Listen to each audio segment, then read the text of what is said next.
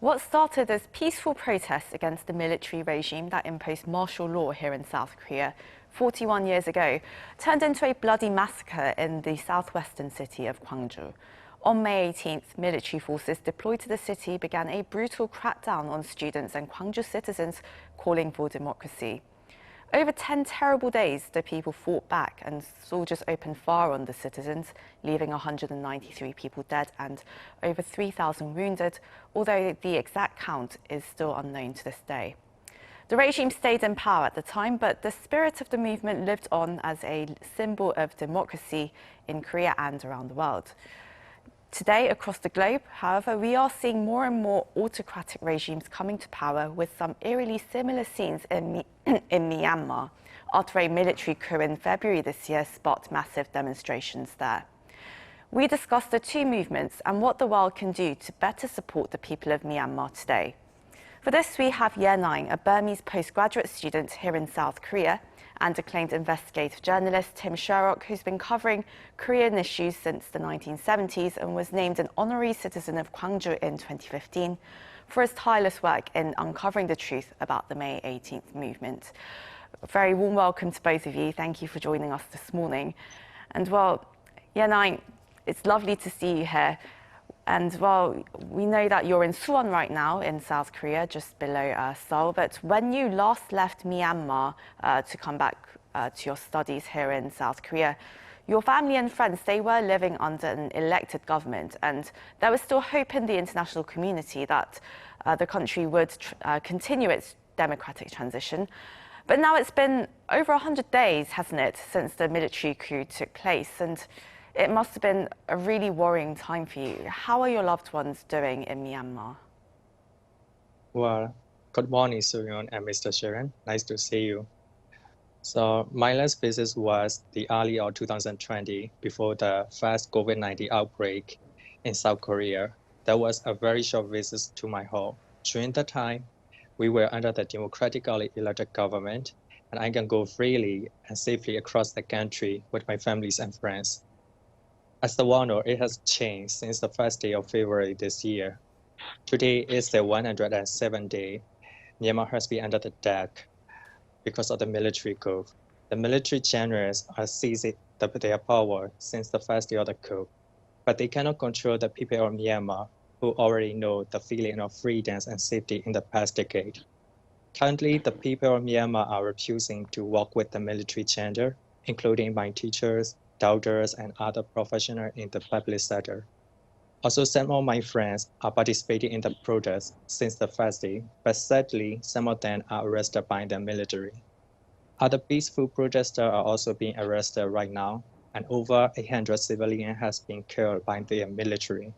So I'm praying every single day for every people of Myanmar since the first day of the coup. Just everybody you know, your family, your friends, your teachers, all just putting up this resistance against this terrible military coup that's happened. And well, Naing, how has the coup really changed your situation here in Korea? Well, it's not has been good totally since the beginning of the coup.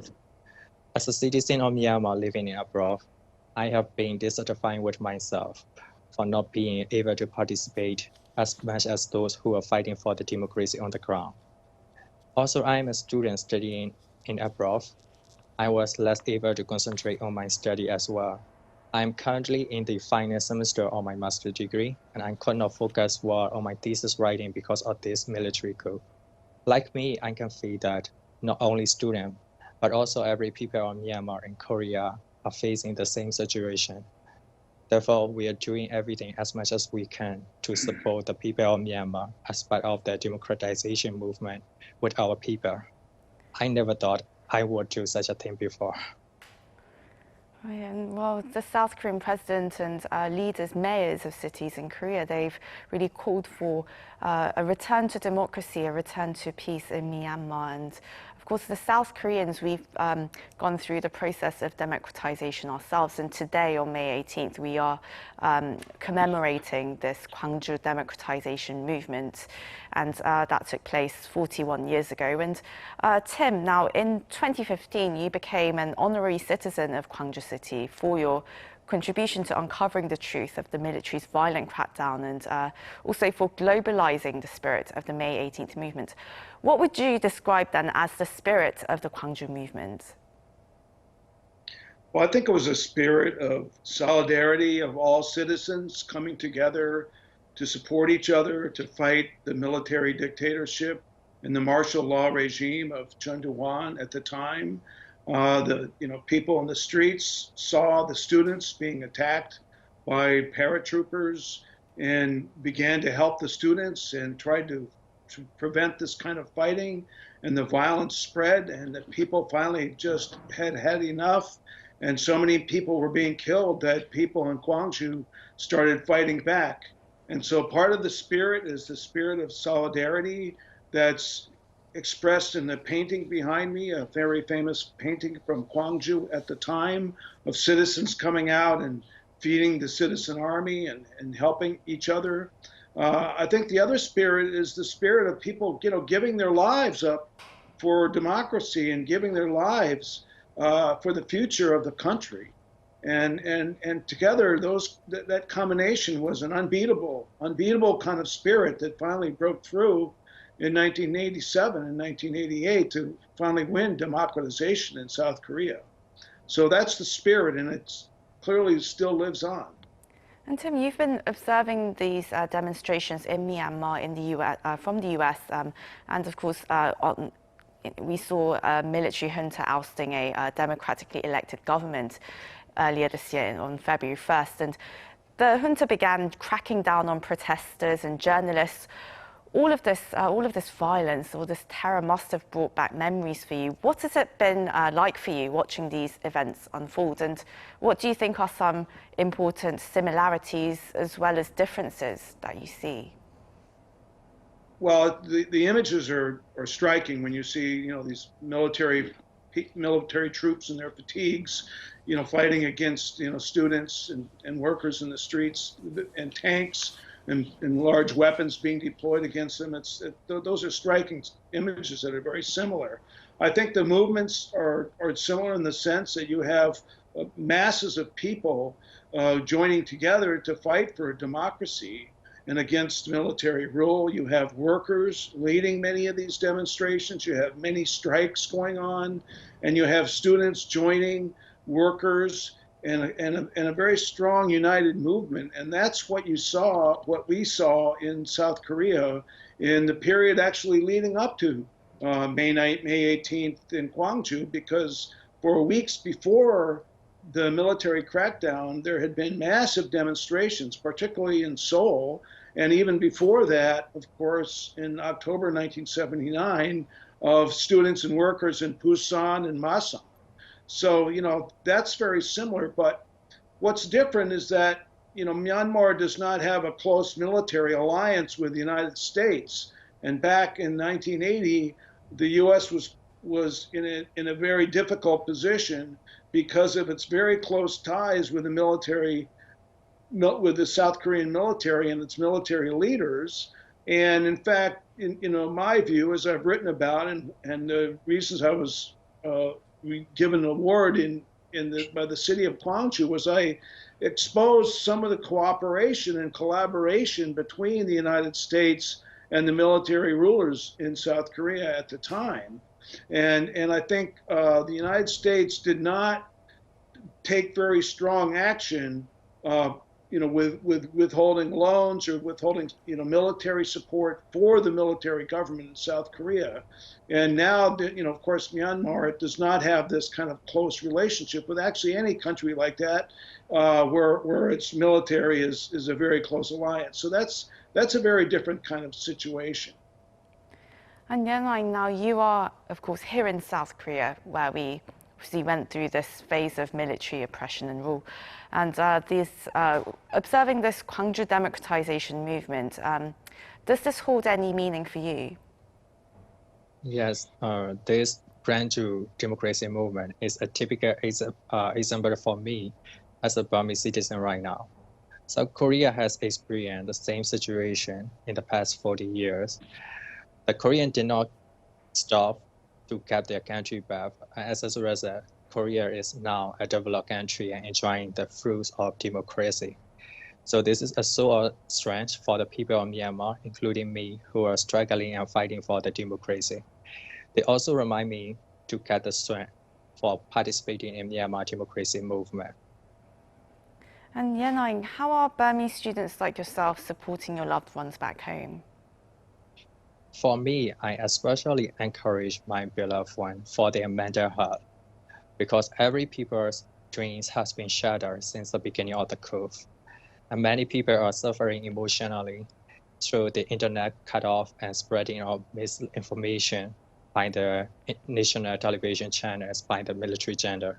Consequently, some people have not known the ground situation of the Myanmar, even they are living in the same land. So I'm constantly supporting my families and friends by giving the true information via the international calling service and pointing out which reliable source we can watch out for the news, even when the internet is down. So on the other hand, I'm trying my best to support all those who are fighting for democracy in Myanmar.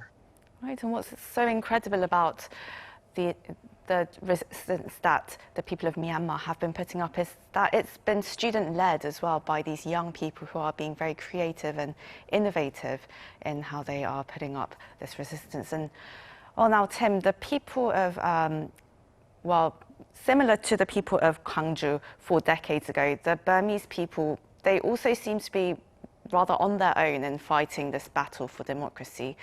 The UN Security Council, it failed to take up a joint stand against a coup, and Western countries don't seem to be doing more than sanctioning military officials to little effect. What would you like to see the international community do to help? Well, in this moment... Oh, why don't you go first, Tim? Oh, okay. I think it depends on what the people in the streets in Myanmar want from the United States in this specific situation. I do not think that the U.S. should, help make it easier for the military in Myanmar to crack down further. And I think that the United States should remove any kind of, aid and assistance that assists in the crackdown, that helps the military, and also, going along with, people that are asking companies, multinational companies, many of them based in Japan and the United States, from, buying or doing business with the Myanmar military. But I think that really depends on what the people there seek from the outside. I would be hesitant to say, demand immediately for, say, economic sanctions, because I think sanctions have been very damaging to average people. In many instances, the United States is kind of going by a sanction regime, sanctioning everybody that it's against right now. And I'm not sure that works. But there needs to be very strong outside pressure and support for the right for people to have their democracy and build it by themselves.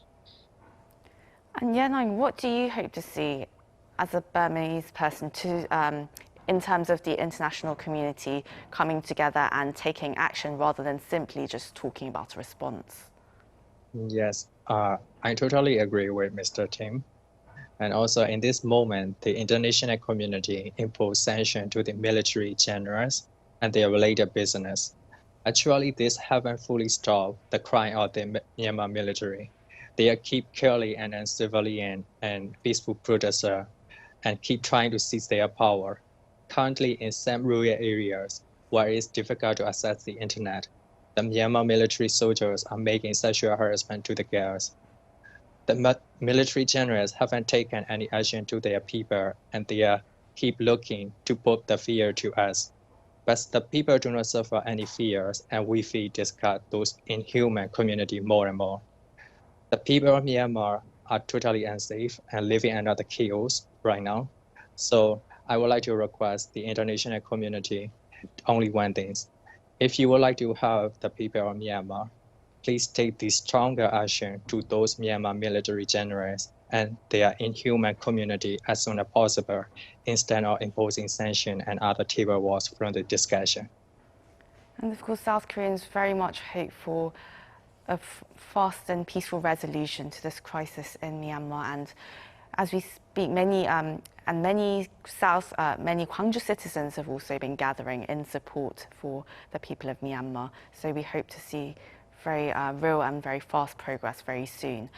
Well, this is where we'll have to end this interview today, but that was Naing, a Burmese postgraduate student here in South Korea, and American investigative journalist Tim Sherrock, who is a correspondent for The Nation. Thank you both so much for your time. Thank you so much. Thank you. And to our viewers, as always, thank you for watching.